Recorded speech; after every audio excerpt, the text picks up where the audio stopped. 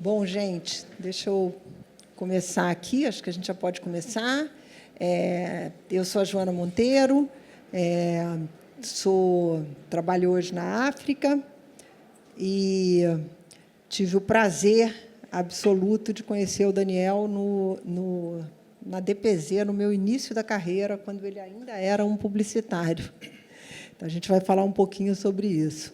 E aí, a gente está aqui hoje para falar sobre o Daniel. É uma honra para mim e uma honra estar junto com ele e estar junto com o Caçu, que é meu amigo de longa data, que eu adoro, outro gênio, e que vai estar aqui me ajudando a fazer as perguntas para apresentar para vocês um pouquinho das histórias maravilhosas do Daniel.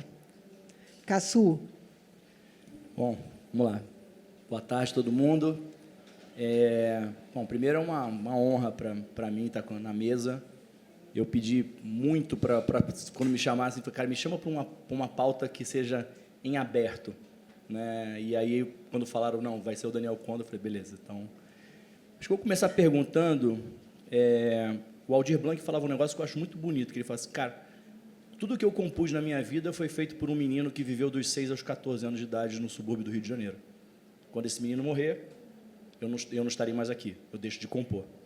Eu queria saber a relação sua, Daniel, né, já que você tem a literatura infantil, a ilustração, com esse menino, né, transitando na música, na literatura infantil. Uau, que pergunta complexa, né? Quase psicanalítica. Assim. Primeiro, gente, obrigado pela presença.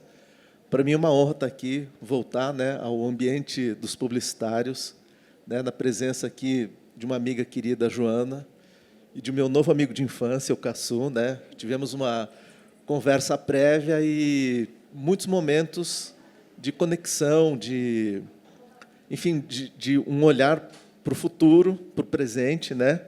E pude conhecer também muito da história do Caçu e ver que essa escolha de ter o Caçu aqui com a gente é muito acertada por toda essa história que acho que a gente vai acabar desenrolando, né? E a Joana, minha amiga, essa sim de infância, né, da infância da publicidade, a gente trabalhou juntos na agência DPZ nos idos 2000, assim, e a gente sempre se gostou, nunca conseguimos trabalhar juntos, porque a agência era dividida por andares, ela ficava no 6º, eu no 7º, mas a gente sempre estava cruzando e trocando ideias. Então, para mim, é um momento feliz, um momento do afeto, principalmente, que a gente se conecta pelas relações e obviamente, a literatura é o que costura, para mim, todos esses universos, né, desde a publicidade até agora. Mas não vou enrolar, não, mais. Não, tá? Para mim, a literatura, e para esse menino dos 6 aos 14 anos, ela tem a ver com, eu acho, com uma coisa um pouco saudosista, né? Ou seja, escrever para criança e produzir literatura infantil, talvez seja para a criança que nós somos, ou que nós fomos, e que a gente tenta o tempo inteiro resgatar por meio de uma linguagem mais lúdica, por um jeito brincante de trabalhar as ideias. E eu acho que é nesse momento em que a publicidade encontra com a literatura, que a publicidade tem muito essa agilidade de pensar, essa agilidade de propor uma maneira nova, muito rápida, né? E eu acho que isso me tornou talvez um autor melhor, né, ter trabalhado com publicidade. Então, quando alguém torce o nariz para um publicitário, eu falo assim, você está torcendo o nariz errado, porque eu acho que a publicidade nos dá muita agilidade. Assim. Esse ano, por exemplo, eu devo ter lançado e produzido 10 livros que estão publicados. Ou seja, é um tempo muito da publicidade e pouco da literatura, embora os meus parceiros eu consiga articular a história de todos eles por meio da imagem. Acho que isso é uma grande vantagem que a publicidade que está em mim ainda me fez talvez um autor melhor, né? Não sei se respondi, Caçu. Dani, eu queria ver aqui com quem está dominando aí as picapes, para a gente soltar um vídeo aqui, um primeiro vídeo de uma das parcerias que o Dani fez e que gerou um dos livros. Ele fez algumas parcerias muito, muito bacanas com gente espetacular, e é muito legal porque ele pode contar para vocês o jeito como essas pessoas chegaram até ele, que é muito legal também. Você pode soltar um primeiro vídeo? Olá, vocês devem estar aí na companhia do Daniel, e eu passo aqui só para contar um pouquinho desse nosso encontro. Nascemos no mesmo ano, de 1971, e eu nasci no extremo norte do país, no Amapá, no meio da floresta amazônica, e o Daniel lá no sul, em Passo Fundo. Aproveitamos aí as lendas do Brasil e do Japão para estreitar cada vez mais esses nossos laços, mas com um foco, né, na consciência ambiental, né, e tentar achar entre as nossas diferenças as nossas semelhanças, né, o que a gente pode fazer juntos. É isso aí. Um beijo, aproveitem quando Curupira encontra a capa. Então, esse é um dos livros maravilhosos e aproveitei aqui a Fernanda para dar esse... Já deu o briefing, né? Já falou onde nasceu, o ano, tudo. E como é que foi esse encontro? E, a partir daí, é muito legal, porque assim, ele fez livro com o Lulu Santos, ele fez livro com o Gilberto Gil, ele fez livro com... isso, e aí nem todos voltados para a literatura infantil. E é engraçado como ele consegue circular nesses mundos, nesses diferentes mundos, porque assim, ele ganhou o prêmio Jabuti, ele ganhou tudo que podia como ilustrador e contador de história. Inclusive, a Adriana, que é a mulher dele, é coautora de um dos livros que eu acho mais fantástico para a criança, que vocês vão poder ver depois, que é muito, muito legal. Mas ele não ficou só nisso, ele partiu para esse outro lado também da música, e que é muito legal, porque é um lado que o Caçu tem bastante. Então, porque o Caçu, para quem não sabe, a mãe do Caçu foi uma grande produtora, foi a produtora do Roberto Carlos durante milhões de anos no Rio de Janeiro. E o Caçu viveu nesse universo. Então, essas pessoas que depois acabam agora entrando em contato com o Daniel eram pessoas que o Caçu conheceu quando esse garoto de 6 a 14 anos. Mas vamos lá, Fernanda Takai. A Fernanda, curiosamente, não veio pela via musical, né? Veio por essa via... Que ano você nasceu? 71, o mesmo ano que eu. Que ano você nasceu no Amapá? Eu no Rio Grande do Sul, sou gaúcho de nascimento. E nossos pais, o pai dela japonês, o meu também, mãe brasileira. E a gente falou assim, cara, nós temos que fazer alguma coisa juntos. A gente já tinha concorrido juntos no mesmo prêmio, Jabuti, ela ganhou o primeiro lugar, eu fiquei no terceiro. E os japoneses têm um pouco de competição assim, né? Não sei se vocês... E a gente falou assim, vamos fazer juntos alguma coisa? E partimos para esse projeto, Quando Curupira encontra a capa, que é uma celebração das lendas japonesas e brasileiras lutando pela questão ambiental, que acho que é um tema que também permeia todos nós, né? Aquecimento global, destruição do meio ambiente. E, pela literatura, a gente consegue apontar um caminho que talvez mostre mais uma alerta do que uma solução. Então, Fernanda... A gente ficou amigos, assim, muito próximos, uma pessoa muito querida, muito generosa, e lançamos aqui em São Paulo. E, enfim, foi um projeto que me deu muita alegria de fazer, porque acho que eu não tinha aí, Jô, porque a gente imprimiu, assim, para quem é da arte vai entender. Desculpe, Caçu, você é daltônico, então talvez. Mas a gente imprimiu com 3 cores especiais, 3 cores Pantone Neon. Então, é um livro que, quando você abre, as cores brilham. Então, para quem é da arte, poder ter à mão esses recursos é uma coisa muito bacana. Então, essa foi a história com Takai. Para quem não sabe, eu sou daltônico, né? Então, todas as ilustrações dele eu consigo não definir as cores, mas eu sei pelas temperaturas o que está sendo dito, e a gente conversou sobre isso. Eu acho que tem um negócio que naquela conversa que você me falou que eu achei incrível, que é quando você faz a ilustração, né, seja de uma história ou seja de uma música, você parte de um princípio que o outro tem que completar. Você não dá isso definido. E isso ficou muito claro para mim, né? Quando eu vi o Gil, a gente falou, eu conseguiria imaginar, sim, Drão, para onde você ia caminhar com Drão, mas várias músicas eu não fazia a menor ideia, inclusive uma das minhas favoritas, Esotérico, você vai para um lugar que eu jamais imaginei. E como é que você falou? Eu queria que você falasse daquela filosofia que você me explicou, dessa completude, né? Quem completa o quê? É interessante essa pergunta, porque é uma coisa que norteia muito minha produção, né?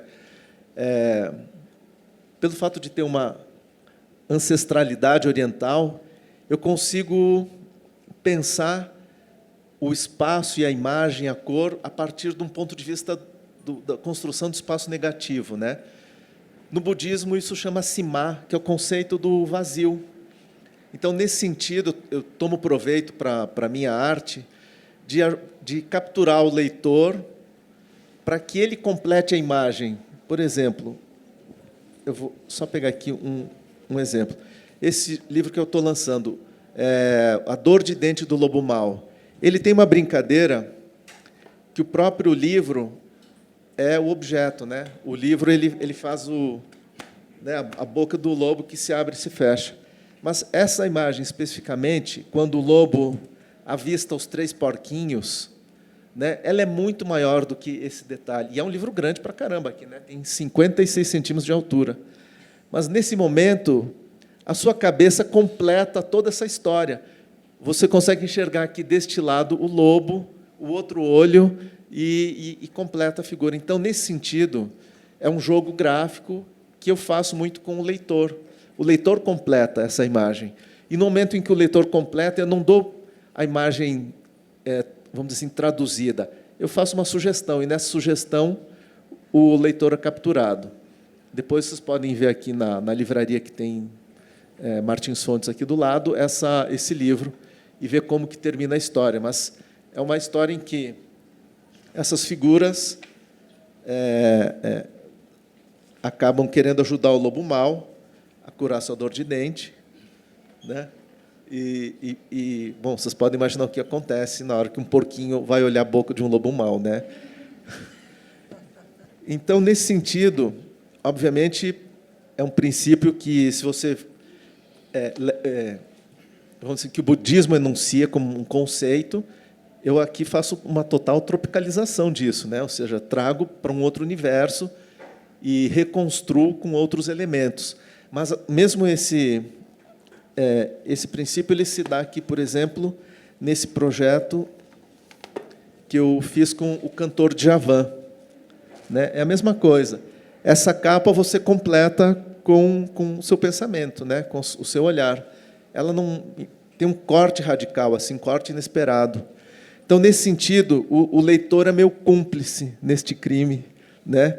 Que é do design gráfico, que é da construção da imagem, representando parcialmente o conceito. Então, como você mencionou, esotérico, ele também tem esse corte no livro, ele se expande para o outro lado.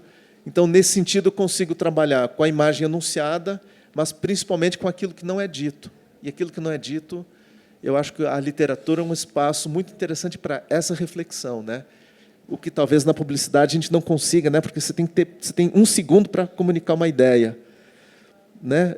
Talvez na literatura você consiga 2 segundos para fazer isso, né? A gente deveria ter, né? Porque eu acho que a melhor propaganda é aquela que te dá um espaço para pensar junto e que te entrega menos a propaganda americana e mais a propaganda inglesa, né? Que te deu a possibilidade de fazer, entendi, e aí aquilo te conecta, porque você conectou. Então, acho que tem muito disso também. Eu acho que talvez você traga isso da sua época de publicidade. Quando você vê, por exemplo, eu amo, no livro dele, tem uma história do pé, né? O pé, que é fé também. Então, ele sempre tem esse jogo da interpretação dele das músicas, sem ouvir o que o autor achava. Então, é a interpretação dele, tem a parte artística dele em relação a, olha, esse daí, você vê fé, e são 2 pés. Então, é muito legal. E tem outros momentos também mais para frente. Eu amo esse trabalho. No pé deste homem negro que caminha sobre areia. Você tem aqui nos 2 primeiros dedos a letra F e nas outras 3 letras a letra E. Essa estrela é o acento agudo. E aqui forma-se a palavra fé, né? É um princípio que é uma gestalt, né? Ou seja, você, depois que vê, não consegue mais desver, né? Isso. Então, esse é o jogo gráfico, né? Que, você fez isso aqui? Você fez isso no Lulu? Com o Lulu não trouxe aqui, mas deve ter aí o... Porque ele criou vários desses. Vamos ver quem é que está... Vamos soltar mais um vídeo? Quem é o outro depoimento? Alguns a gente não conseguiu trazer, mas tem alguns bons depoimentos. Acho que esse deve ser da Bela. Não, acho que a Bela ficou por último, para fechar. É. Ah, então tá bom. Então vamos ver quem é que está aí. Sabe o que é isso aqui? É o meu songbook, Lulu, traço e verso. Ricamente ilustrado por Daniel Condo. Você tem uma página com a letra da canção e todas as cifras do jeito que eu gravei nos álbuns e uma rica ilustração para você se inspirar. Eu sempre quis oferecer isso. Um songbook, 40 das minhas canções mais importantes à sua disposição para você usar. Tá aí. Essa história eu acho sensacional do Lulu, assim, porque o Lulu ele vai contar a história. Vou deixar você contar, que é muito melhor. Como que o Lulu chegou até você? Bom, só para finalizar o Gil aqui, né? Queria mostrar para vocês aqui essa aqui foi a campanha da Dengo, né? E aqui está escrito a palavra fé, mas dá para ver melhor de longe do que de perto, né? Então a fé está na maré, ou seja, a gente fez uma leitura visual dessa obra do Gil, Andar com Fé, e aqui você também não consegue desver depois de ver essa. E por que a fé está na maré, né? Talvez na comunidade, nos lugares em que mais a resiliência seja testada, a gente mais encontre fé. Então, é um outro jogo visual aqui com a obra do Gil. Mas, respondendo a pergunta do Lulu, eu estava olhando meu Instagram, aí aparece uma mensagem do Lulu Santos e uma frase assim, seu fã. Aí eu falei assim, sacanagem, alguém está me sacaneando, né? Aí eu respondi seguindo a pessoa, falei, cara, eu acho que é o Lulu Santos esse cara. Né? Aí ele falou assim, adoro o seu trabalho, você não quer fazer alguma coisa para mim?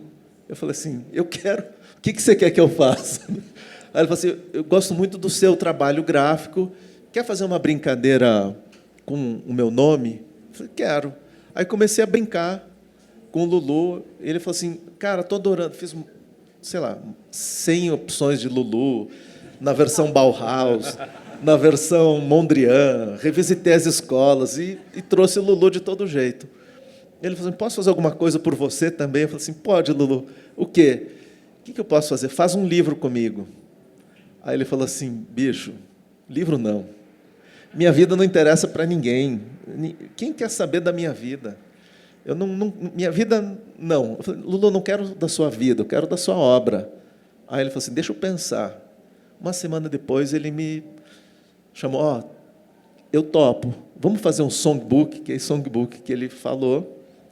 E durante 2 anos de pandemia, eu posso dizer que a gente falou quase todos os dias. Foi o livro que mais me deu trabalho na vida. Ele é um obcecado, né? Deve ser bizarro, assim. Porque cliente difícil, sabe, gente? O Lulu é um obcecado, como a Joana falou, por escolas, determinadas escolas. Então, ele queria que eu desenhasse uma referência que tinha na estação de metrô de Londres, não sei aonde. Cara, você imagina a loucura que eu fiquei, né? Google Maps, Google View, para encontrar aquela referência. Aí, ele falou assim, a música Sereia, eu quero a sereia que está desenhada na parede da Casa Pueblo, em Punta Bachena, no Uruguai. Aí eu falei assim, é fácil, porque eu moro ali. Então, eu atravessei a rua, fotografei. Mas, assim, ele tem um nível de cultura visual que eu não vi ninguém até hoje, porque ele falou assim, lembra aquela foto de 1956, na Life, não sei o quê? Ele tem isso, né? Fora uma grande cultura de rua, assim, né? Ele viu muita coisa acontecendo. Esses grandes caras eles articulam o seu pensamento a partir do seu repertório, e o repertório é vivo. Então, para mim, o Lulu foi o meu maior desafio. E o Lulu lançou na Bienal. Ele inventou de fazer um karaokê com as pessoas na Bienal. Você pode imaginar o que é isso, né? E ele indo para o táxi, ele me liga e fala assim, ele me chama de Dom Condo, né?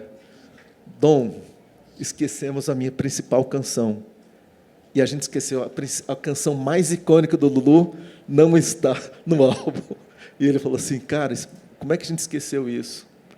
E essa canção foi esquecida, a gente vai agora revitalizar nessa coleção Letra Ilustre, mas você vê, né? A gente foi... Qual é a música? Como uma onda? Como uma outra? Não, é apenas mais uma de amor. Né? Ou seja, todo mundo sabe, todo mundo lamenta. É a única canção que não está no livro.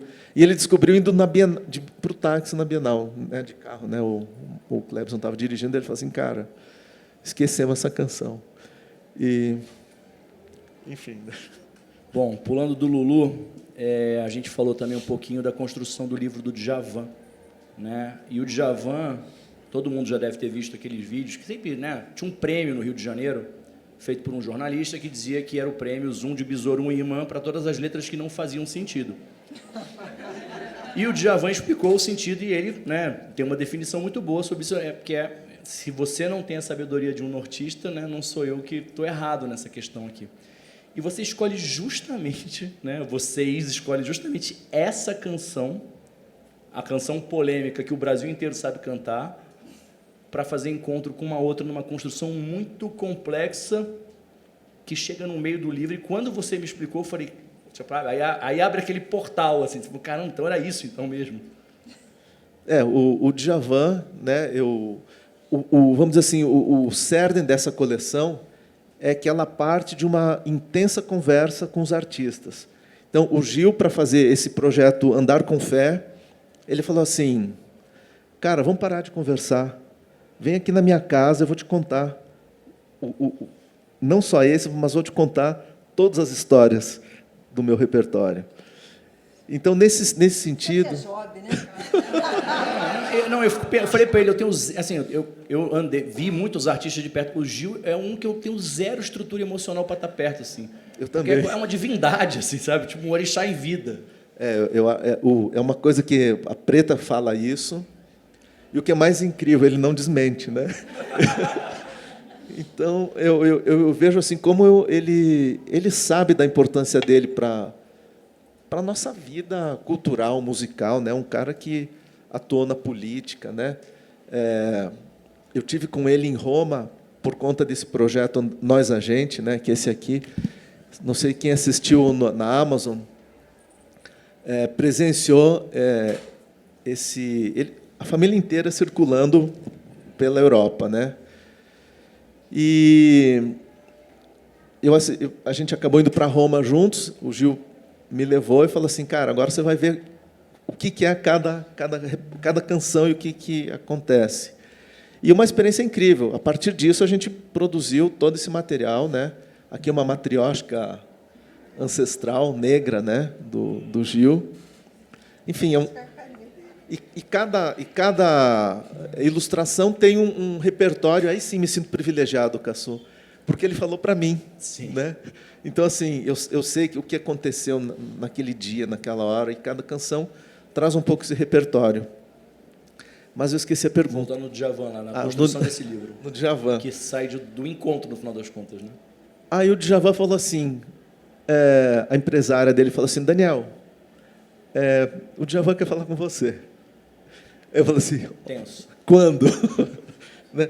Daí a gente sentou para trabalhar nessa canção Letra Ilustre, né? Nessa coleção. E o Djavan falou assim, cara, tem uma coisa que eu já expliquei 10.000 vezes. Né? Um jornalista falou que é incompreensível. E isso me deixou muito chateado. E por mais que eu fale disto, sempre volta essa mesma questão nonsense. E não é nonsense. Para quem é do norte, açaí guardiã significa que você não passará fome. Ela guarda você da fome. Zoom de besouro, ele conta assim o que é cada metáfora que ele usa na canção. Só que, curiosamente, assim, ele fala assim, ira de tubarão, quando eu escrevi isso, eu queria dizer ira de tubarão mesmo. Então, a questão é assim, não peça nunca para um poeta explicar a sua poesia, que você perde a dimensão da sua leitura. É importante que a gente, né, cante Djavan, qualquer boteco que vocês passem, da Zona Sul, Zona Norte, Zona Leste, Oeste, estará tocando, alguém estará num banquinho, no violão, tocando Djavan. Então, assim, ele tem uma dimensão popular enorme e, ao mesmo tempo, uma sofisticação que o Stevie Wonder, quando o Djavan estava gravando nos Estados Unidos, foi lá para tocar, junto com o Djavan, a música. E quem escuta, até a gente comentou, né, Cassô? Quem escuta Stevie Wonder e Djavan vê que essa coisa do jazz é muito próxima, né? Passeia muito nos dois universos por nascentes completamente diferentes, mas eles chegam num lugar que parece comum em algumas horas. Então, nesse sentido, você vê, né? Daí ele fala, só que o Djavan é o Djavan, se é que isso, né, esclarece alguma coisa, porque ele fala assim, eu não quero que você faça só a canção Açaí, eu quero que você faça a canção Açaí e a canção Seca. Então, a gente teve que fazer um álbum duplo. Isso aqui nasceu a partir dessa conversa. Ele é um cara extremamente gentil, mas um cara extremamente sofisticado do ponto de vista estético, né? E a obra dele reflete essa sofisticação, né? Nos arranjos, nas letras. E, de uma certa maneira, o desafio que ele me propôs é, eu tenho duas canções diametralmente opostas, mas complementares. Aí eu pergunto para os diretores de arte aqui, como é que vocês resolvem isso, né? Como que vocês, né, nesse briefing, como é que vocês resolvem? Então, eu parti de Seca, uma forma quadrada, né? Porque a Seca ela é angular, né? Eu imaginei sempre aqui, né, uma referência de Seca, que é aquele solo ressecado e quebradiço. E Açaí, obviamente, eu só posso cair no círculo, né? O fruto do açaí ele é assim. E o livro segue numa narrativa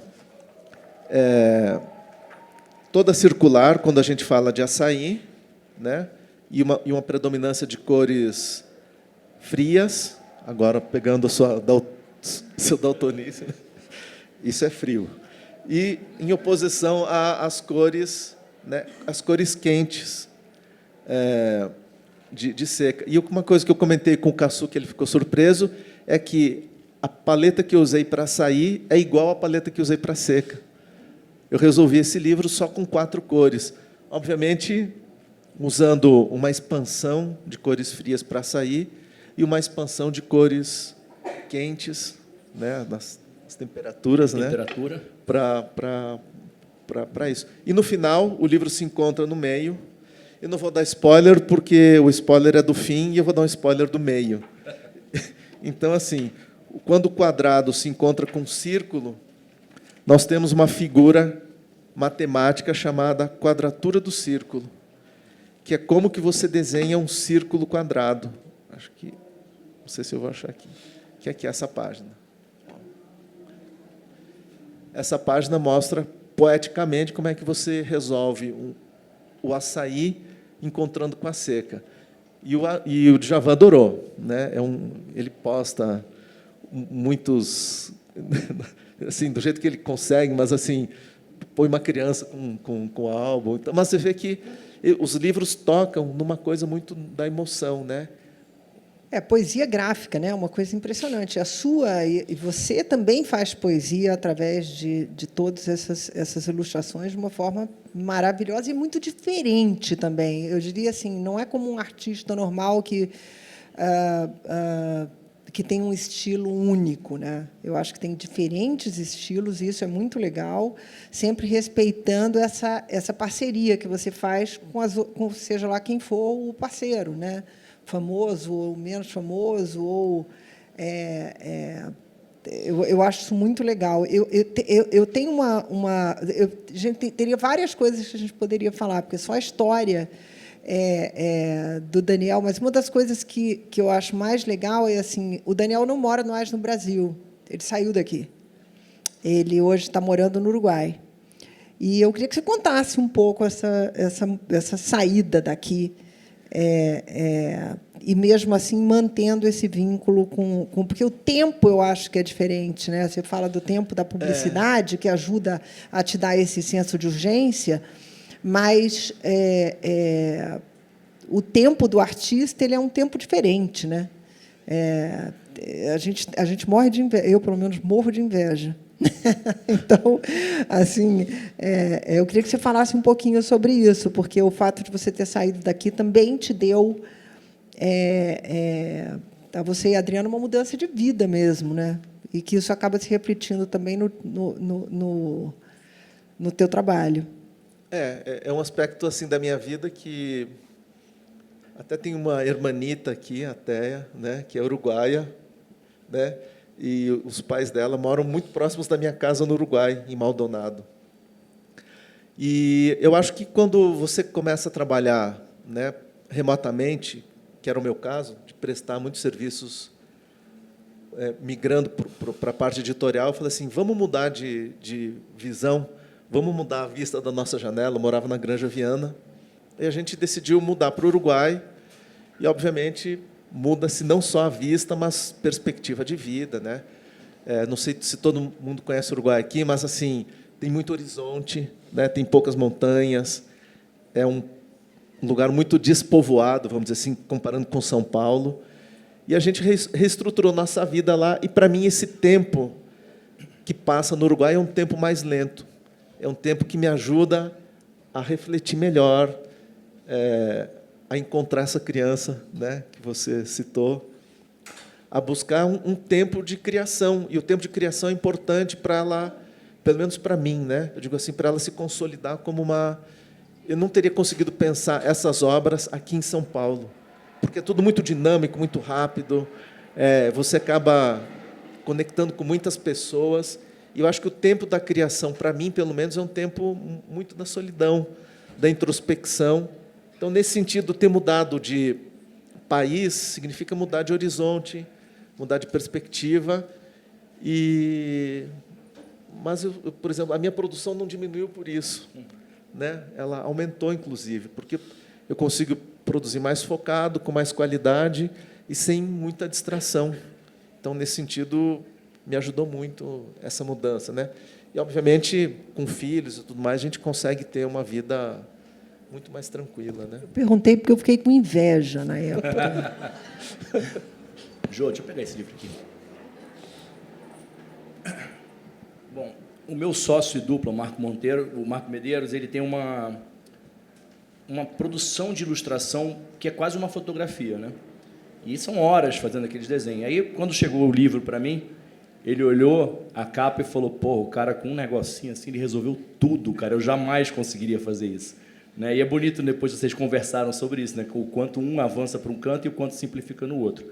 Tem um negócio nesse livro aqui, que eu acho que vai ao encontro das histórias que você ouviu, e eu te falei porque me tocou demais, que você escuta canções do Gil a vida inteira, mas cada um tem a sua imagem própria, e o Daniel oferece dentro daquela paleta variada, tem uma cor ali para você escolher.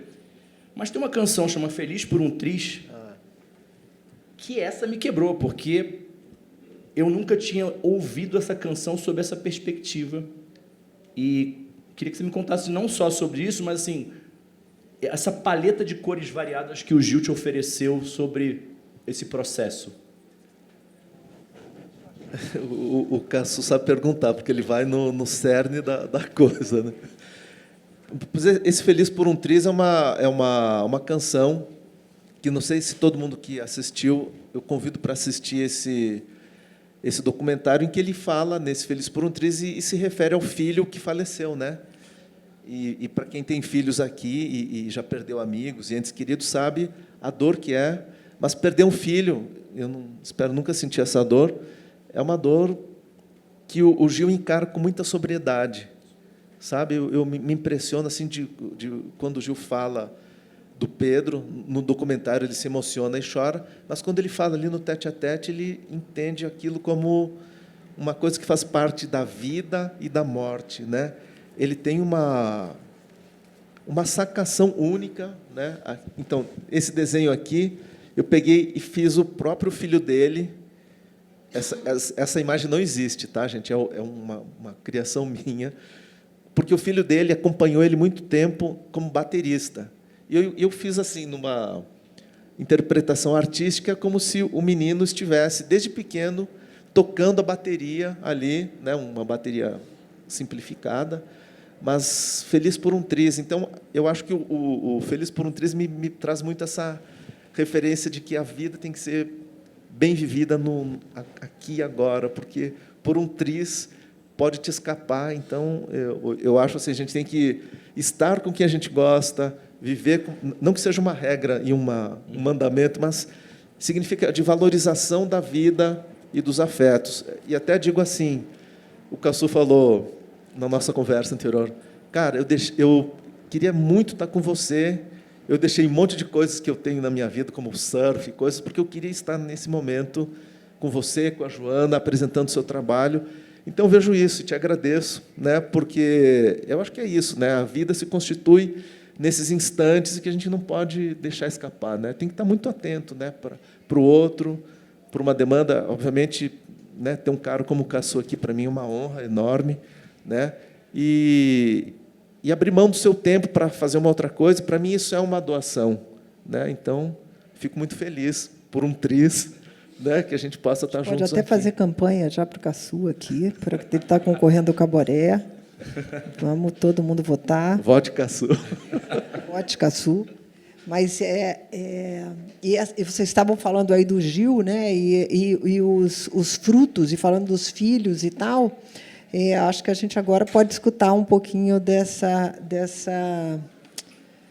parceria que você fez junto com a Bela, né? Com a Bela. Que é recente, que é um dos livros mais recentes, né? A gente fez esse livro Flores Bela. Eu digo assim, o mais difícil de tudo era ter trabalhado com o Gil. E depois que você trabalha com o Gil, vamos dizer assim, o meu mundo mudou, né? No sentido que esse reconhecimento que o Gil fez em relação ao trabalho que a gente teve juntos rendeu frutos. E eu falei, Gil, a sua árvore é uma árvore genealógica, né? Porque assim, se vocês virem a árvore, são muitas gentes, né? E a Bela, a gente teve uma adesão muito, um diálogo muito bom, assim. E falei, Bela, vamos fazer alguma coisa juntos? E ela falou assim, vamos. Aí fiquei pensando, como é que a gente pode falar desse ideário? A Bela é uma pessoa muito... Bom, vocês conhecem melhor do que eu, né? Do ativismo e tal. E a gente criou uma loba verde, que está com o seu restaurante na floresta à beira da falência. Quem é que quer ir comer no restaurante de uma loba, né? Ninguém. Então, só que uma loba verde porque é vegetariana. E, a partir dessa história, ela escreve para os personagens de contos de fada, falando assim, me ajudem a salvar o meu restaurante, porque eu estou falindo. E, enfim, os personagens começam a mandar histórias para ela, nessas cartinhas, e receitas. E, nessas receitas, ela reconstrói todo o seu repertório vegano. E, por exemplo, o João e o Pé de Feijão, ele não só distribui os feijões para as pessoas terem terra para plantar, como mostra a diversidade agroecológica. Enfim, todo o repertório da Bela está representado aí dessa maneira, né, de uma maneira literária e com receitas muito fáceis de execução.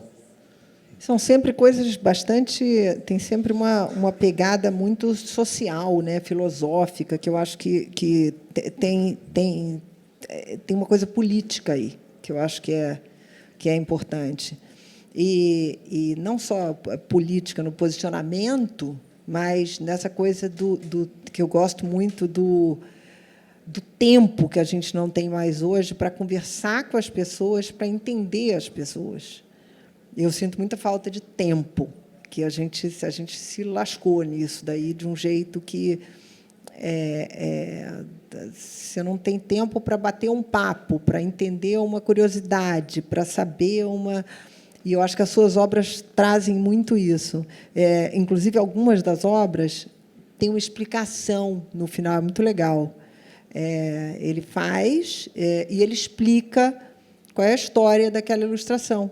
O que é muito bacana, porque traz um pouquinho disso que a gente está escutando aqui, vocês vão ver em alguns dos livros, de forma quase que é um storytelling da ilustração, que é muito bacana, porque coloca em contexto.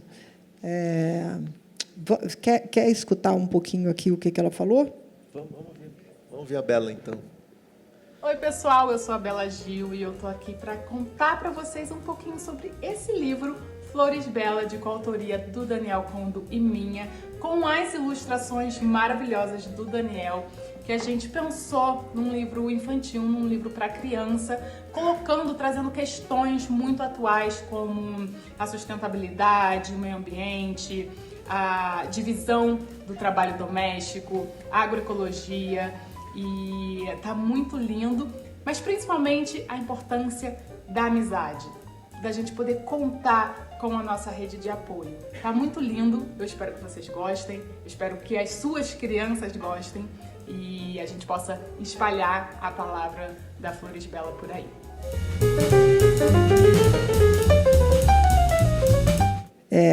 Não param de vir coisas incríveis, mas assim, acho que eu vou te passar para a sua pergunta, senão eu vou ficar perguntando aqui. Eu queria muito saber, assim, eu contei um pouquinho de como é que os projetos surgem, né? Eles pipocam na vida do Daniel. Quando você vê, dentro dessas relações, uma relação leva a outra relação, e aí um fez o primeiro songbook, aí os outros viram o songbook, aí falaram, pô, eu queria conhecer esse cara, queria também fazer um songbook, aí o outro falou, pô, mas ele também faz coisa infantil.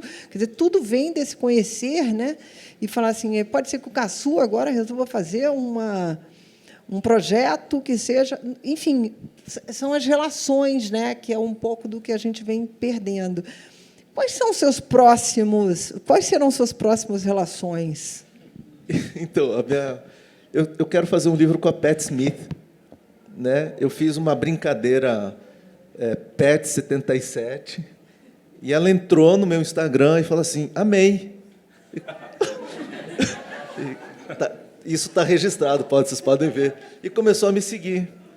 Então, eu falei assim, cara, se o meu trabalho tem uma extensão...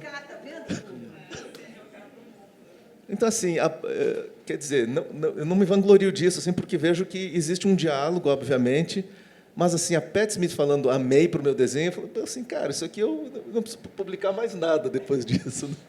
Mas, obviamente, já tenho mais intenções, né? Falei assim... Que tal se a gente fizesse uma ilustração para People of the Power? Então, nesse sentido, eu vejo assim que esse trabalho ultrapassa fronteiras e a gente não sabe onde vai parar, né? A minha mulher fala assim, você é o Forrest Gump do Instagram, né? Porque eu me vejo em cada situação aleatória, assim, com gentes que como, né, essa história da Pat Smith é uma coisa muito bizarra, mas...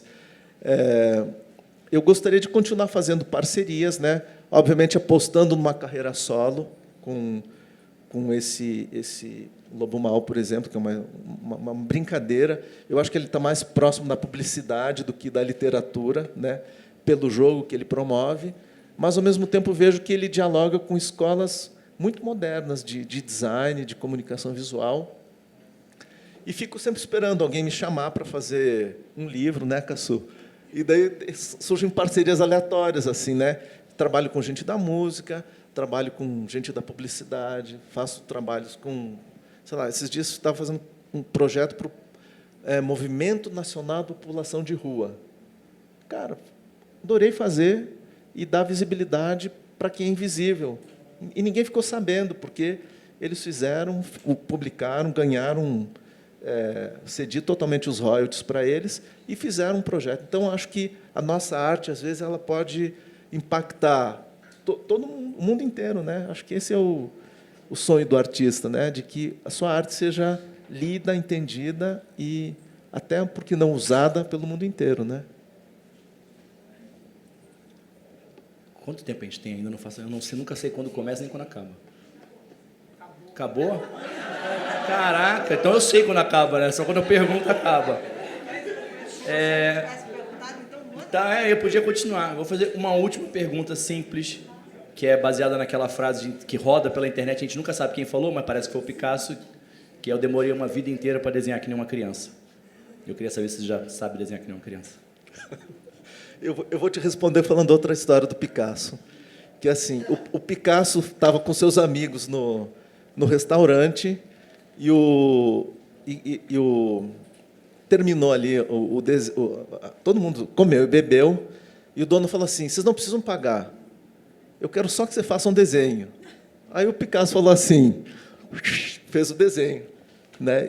Falou assim, e levantou e saiu e falou assim, Picasso, você fez um desenho, mas você não assinou. Ele falou, eu não quero comprar o restaurante, eu quero só pagar.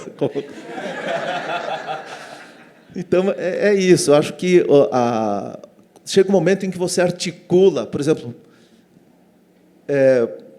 você é capaz de resolver um briefing em 1 minuto. O cliente te dá um briefing, você já tem a resposta.